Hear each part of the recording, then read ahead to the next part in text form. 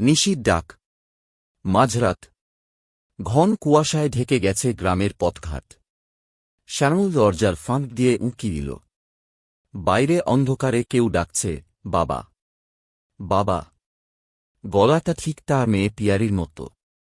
কিন্তু পিয়ারি তো 3 দিন আগে নদীতে ডুবে মারা গেছে। শ্যামলের বুকটা ধড়াস করে উঠল। ডাক আবার এল, বাবা, আমার ঠান্ডা লাগছে। খুলে দাও। পায়ে পায়ে বারান্দায় এগোতেই শ্যামলের গা জড়িয়ে গেল। নিচে নদীর দিকে তাকাতেই দেখল, ঘাটে দাঁড়িয়ে আছে পিয়ারি, ভিজে চুল, নীল মুখ, ঠোঁটে জমাট রক্ত। শ্যামল চিৎকার করে ছুটল নিচে। কিন্তু পৌঁছাতেই মেয়েটা হাসি হাসি করে বলল, বাবা, আমি তো নেই। পিছন থেকে আরেকটি হাত ঠান্ডা বরফের মতো গলায় জড়াল।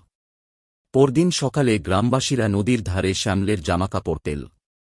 ভিজে মাটিতে পায়ের ছাপ গিয়েছে নদীর গভীরে।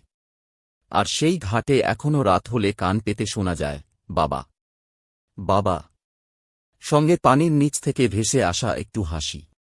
কেউ কেউ বলেছে, সেদিন রাতে তারা দেখেছে নদীর জলে ভাসছে এক লাশ, শ্যামলের মুখে জমে থাকা ভয়, আর পিছনে দাঁড়িয়ে এক নারী। সাদা শাড়ি, সাদা চোখ, গলায় পিয়ারির স্কুল ব্যাগ। নিশির ডাকে সাড়া দিও না।